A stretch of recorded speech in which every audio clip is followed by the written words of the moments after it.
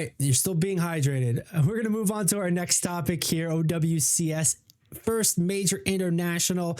We're talking DreamHack, and we're talking the narrative. So here's quickly the teams that were competing. We did do a brief rundown before the competition, and we're about a week and a half, 2 weeks late on this. Had to get my tan on. My bad, guys. But here we are. Toronto Defiant, M80, Energy Shock, which was formerly Students of the Game. They got picked up by NRG, Space Station Gaming, ENCE, Twisted Minds, Crazy Raccoon, and Team Falcons. So that's the teams we were expected to compete here. There was some trial tribulations off the bat because there was technical issues with the broadcast, with the games. About a 3-4 hour delay collectively on day one. They were able to sort that out, get the play happening. Ended up being a pretty exciting exciting competition tournament, except we take a look at the full standings. It's Crazy Raccoons on top, Nick. Your boys, Crazy Raccoons. Insanity. Absolute insanity from these guys. Yeah, man, they're doing business. They're making money, walking away with $100 grand. Team Falcons, the other team representing from the APAC region, also from Korea, walking away with 50 grand. Pretty big prize pools. Then we see Space Station Gaming and ENCE. And now, Nick, I don't know if you're picking up what I'm kind of putting down here, but there's something missing from this top 4 bracket. What do you think it is? And they got knocked out like that. They took the day off. They just didn't want to go to the tournament. Hold on a second. Hey, Billy here. Wanted to take a quick minute to let you know a few different things. If you enjoyed the video so far, please consider liking and subscribing. It really helps us out and it tells the algorithm to share it with more people. You can find the Esports Meta live every week on Twitch and YouTube. It's where we film the podcast or hang out, play games, and chat. If social media is more your vibe, check us out on Instagram, TikTok, Threads, or Twitter if you use Threads. Does anybody use Threads? This is a video game community that's excited to talk about esports, so jump into the conversation. Of course, you can find more videos like this here on YouTube. Just hit that subscribe button right there or there. Thanks for watching, and let's get back to the show. Continue. I want to know. We're going to cut that in post-production, but I had to switch my earpiece because the battery is dying, and when I did, it decided to autoplay YouTube. But anyway, yeah, man. So looking at this top 4, we see APAC region, we see EMEA, Europe and Middle East and Africa. We do not see North America. Not even Toronto Defiant here. We scroll over to 5th to 8 and we can see that they were bottom 4. NA taking 5 and 6. Energy Shock, which was Students of the Game, and Twisted Minds expectedly taking 7th and 8th. Still walking away with some decent prize pool. A lot more than those Pokemon Go players were walking away with for sure. But you know, just overall, it's a pretty disappointing tournament for North America, and I guess a little bit of an expected tournament for APAC. Any thoughts here, just off of this? Damn. 25% of this prize pool was paid for by the viewers. What do they? Who do they think they are? Dota? They're Get trying out of here. Well, in that way, the skin they sold was pretty cool, but like you said, only 25% of the cost of the skin when you buy it went to the prize pool. It's pretty weak. I'd like to see that. They didn't match it. They didn't match it. I think this. I don't know how much the skin was, but let's say it was $10 and only $2.50 went into the prize. The other $7.50 went straight to the face, into Blizzard's hands. Blizzard is a snap organization making like the most disgusting calls for people. Like they didn't even match. Right? And I don't believe so. Dude, like Overwatch, I love their games, but like really, people, you need to stop spending your money on the on this company. You need to force them to like pay out some money. Like for real, they're owned by Microsoft now. Some of the companies owned by Tencent. Like you really need to start to like really put the sticks to this company. They didn't even match it. 50. No. Like that's so fucking insane, man. That is insane. Yeah. So real Mark quick, Cuban donated more to that for doing curse words in an event. Like, it's Blizzard's dude, filthy sometimes, this man. is not in defense of Blizzard. I'm absolutely with you on that. It was announced late, about a month before the competition. The skin itself is Hanzo, and it's in Dallas Fuel, Overwatch League team Dallas Fuel blue. So it's largely suspected that it was a holdover skin for the Dallas Fuel winning the grand finals the year before, that they never put out as like a you could buy this thing, and they're leveraging it here in this. And then, like you said, on top of it, it seems like it's the first foray into trying to do something with it like this, because there was a lot of complaints about it previously, like the previous like content creator tournaments. They still bought it. Well, no, I don't know if bought it. So hold on, dude, because at least here, we don't know how much revenue they made from it. It's just indicating that the $100,000 was the prize pool, and then on top of that, an extra 25%. I don't know if it's even an extra 25%. If they're just like replacing the money. Remember the last fiasco? The last time that they did this crowdfunded shit, and they literally had a whole fiasco where they lied to people. Like, yeah. Well, that's what I'm saying here. It's like this $100,000 was going to be $100,000, I think, regardless. And then 25% of it, it's like, we don't even know how much the audience bought it, how much money they made from that. And like, really all of it was doing was replacing this. They just replaced Blizzard's money. They're like, we're going to put up this amount for this tournament. And it's like, thank God you guys bought this skin that we're going to throw away and delete. And we found it on this floppy disk. And like, these people are disgusting, dude. Like, Blizzard's wild, man. They are absolutely wild. I hope Phil Spencer does something about it, but like, yeah, that's crazy. They were leaning hard. They were leaning hard on the Xbox game developer showcase this past weekend. So they're looking at Blizzard for their games for sure. Hopefully we can get some changes. The community complains enough, but like, ultimately the best way you can complain is don't fucking buy it. It's not worth it. All right. I don't care how much of a whale you are, man. Yeah. Like, we gotta demand better. They released a Hanzo skin. It's literally League of Legends does the same thing. Anytime people start pouting and shit, they release a cute girl skin. They do it all the time. Or they release a gender swapped guardian, space guardian. I can't remember what they're called, right? But like, we've been wanting like a Gragas skin where he wears like a little tutu and shit. Like, like Star Guardian Gragas. That's what we're looking for. Like, they do this stuff all the time. And like, even with like, you can tell with the smile on my face that I'm like, that like, it gets you, but you got to not buy it. You got to buy them. Right, man. Right. It's one of those things like the war of attrition on the long run is really it. And like, we want to just see better practices. It's not that I think any like reasonable player isn't going to be mad at these companies taking some, but like, in that same way, 25% of a cosmetic feels real bad. That should be a 50-50 split, man. That at minimum. And then, yeah, like, it doesn't look good. It doesn't feel good. And it just reverts back to, same old Blizzard doing the thing. But anyway, I want to pull us back into the competition, because that's really where we're at. Even though we're playing a Blizzard game, I want to focus on the teams. I want to focus on the players, because that's really who we care about here, that we wish to see the prize pool get to on this. If I buy something like that, I want to make sure that my dudes, my teams, my favorites have a shot at getting that money. All right. So just kind of recap very briefly. Porsche MVP, because that was another thing. The season was sponsored by Porsche. The event was sponsored by Porsche. They did a whole big Diva mech for Porsche, life size. But Junbin from Crazy Raccoons was the tournament MVP overall. Hopefully he got some cash for that award.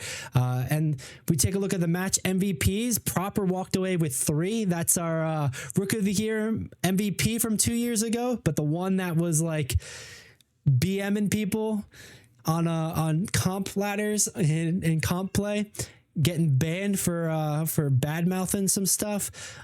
We saw Junebin with 2, Hottie, our Rhine main, our favorite Rhine main, Chotty Hottie, walking away with 1, he's saying, and Kai also walking away with 1 MVP. There was a couple others here. Kevster, Lip, Pelican, Psycho, congratulations on your MVP. Hopefully that comes with a little bit of a prize pool, a little extra cash in your pocket, but you know, hopefully at the very least being there and the prizes you were able to walk away with in the competition was more than enough. All right, moving into the actual narratives here. All right, Nick, how wrong were we, or how right were we? Let's start with that. I'm going to zoom in on this, but I want you to tell me, how right were you? I said I think I might have literally said that I want Crazy Raccoons to run the losers bracket. I think that might actually be on tape. Like, just of me saying that. Space Station did a lot better than I thought they were going to. Toronto Defiant just they just like clocked out that day. They weren't getting paid enough, so they just decided to like put their feet up on the keyboard and just like let it ride. That's what it looks like. It's like we didn't have we didn't have any of that. And the fact that they actually did like Crazy Raccoons did a run back right there, that's kind of ridiculous. There's a bit of a vengeance play, the vengeance game here. But, you know, I think we hit the money with Toronto Fine over Twisted Minds. I think that was pretty easy pickings. And then M80 taking a loss against Crazy Raccoon. We were hoping, but Crazy Raccoons looked too strong. 3-0 Toronto Fine. It's expected, but then it's also like, man, Toronto's not even putting up a fight. Maybe they just like strategy-wise, let's go to the lower bracket and let's run it. But they get to lower bracket and they get fucking trounced by ENCE. EMEA comes in and it's like, no, not here. North America. New patch just changed it up on them? Not really. It's been pretty straightforward. It's a lot different than it was from stage 2, but generally speaking, we saw Orisa, we saw some Malga, we saw some Sigma and tank Tracer? play. We saw Tracer went down, right? We saw a lot less Tracer, but Tracer was still adamantly there. We saw Venture, we saw Genji, Hanzo. So generally speaking, it looked like APAC was playing a lot heavier dive and a little bit of like an interesting variation of like a dive, like a pressure dive, like a Hanzo Genji as their DPS lineup. We saw Kiriko, Baptiste, Lucio was kind of everywhere on that. And that was kind of it. Maybe some spot pick plays for supports, but it seemed like Japan had a better read on the meta, and like it's not even just a better read on the meta, they had the better mechanics, the better teamwork just overall, and like you can just, you know, so the lower bracket was where it was at. You seeing Toronto Fine get beat up real hard by ENCE after ENCE going down in the first round against Falcons. M80 kind of making a way, but you know, M80 over Twisted Minds, I think we would have taken that bet any day. And then EMEA just knocking out both North America teams in the same round, the same day, I think day 2, and facing off, and they're a bit of a rivalry match in the lower bracket semifinal, going up against, seeing if they can go against Crazy Raccoon. Space Station did come out 3-1, which is pretty dominant of a win, but you know, I don't think their creativity was able to surpass that mechanical skill of Crazy Raccoons, or if they would even be able to touch Team Falcons, because, you know, and like the thing, just to kind of wrap up this narrative real quick, Falcons and Crazy Raccoons was probably the upper bracket final we predicted, and that one would go down in all likelihood, and then they would bounce back for the grand finals, and we'd see that vengeance match was what we did. But it's cool to see, like you said, Team Falcons taking the win in round 1, and then Crazy Raccoons taking the win in round 2. Yeah, no, that's the whole run it back is just like wild. That like I didn't watch it, but like I hope that they just ran the same comp. It just said, sorry, we did it wrong last time. Let's show you how you do it. Like, and they just went into it. So to one degree, there was a little bit of a competition change. This was the first time North America and EMEA played by APAC rules. So what I would say there is like they went full loser pick always. It wasn't like a before the round choice in like rock, paper, scissors battle. But here it was like, okay, loser pick a map and game type. So like you couldn't pick the first game type, but then after that, if you lose, you get to pick the game type, you get to pick the map.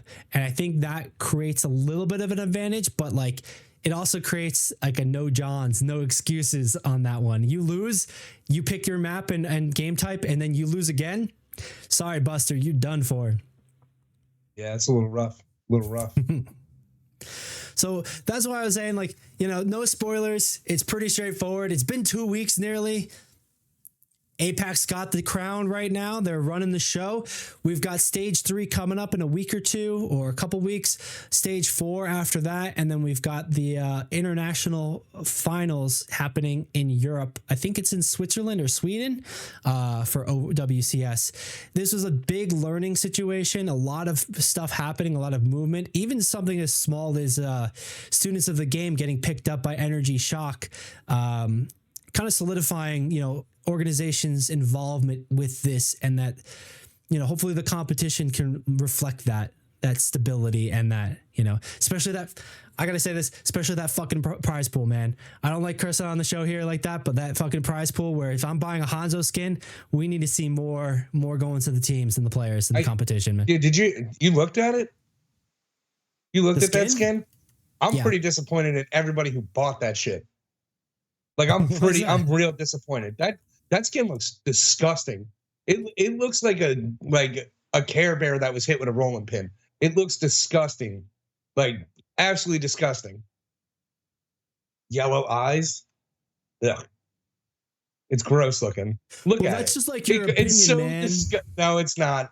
No, it's not. That thing is not aesthetically pleasing whatsoever. It looks so disgusting. So disgusting. He gets lost in his own hair because of the blue on blue. It is so. Well, that's also got to be the background. You know, the contrast on the background's not going to help. That's their artistic choice.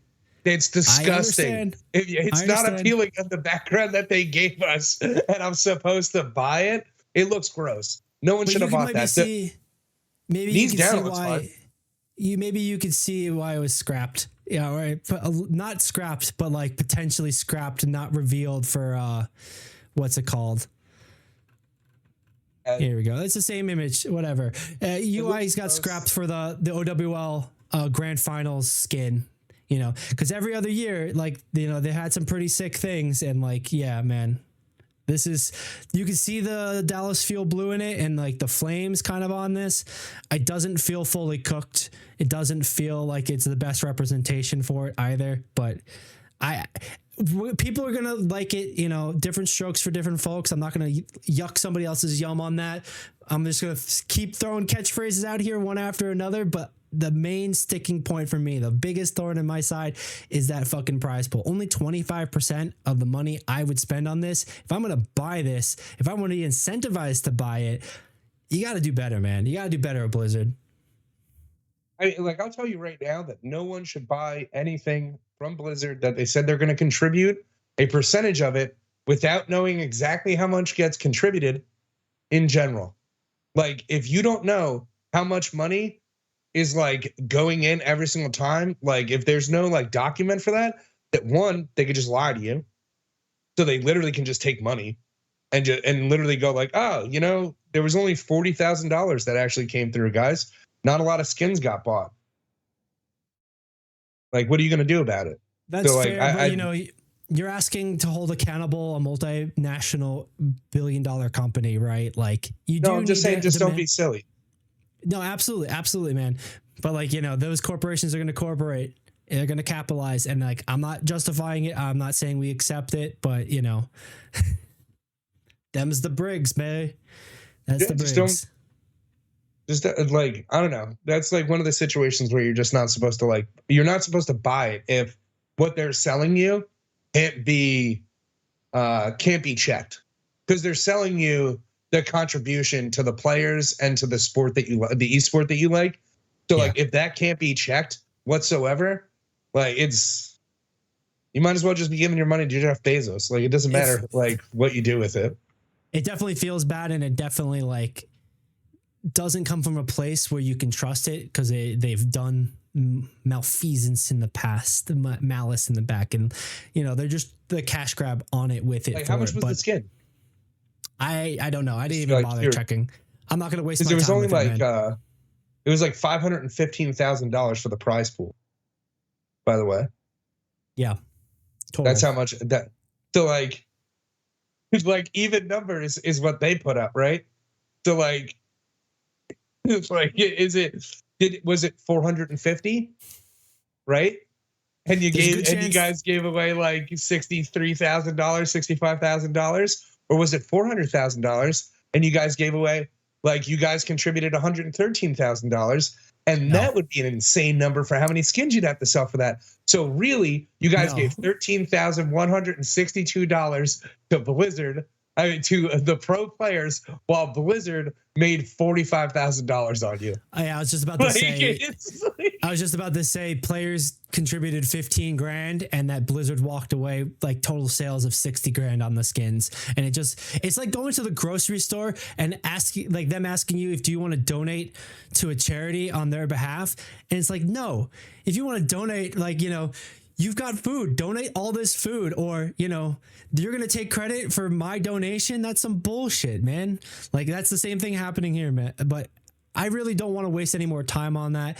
It's utter bullshit. Absolutely.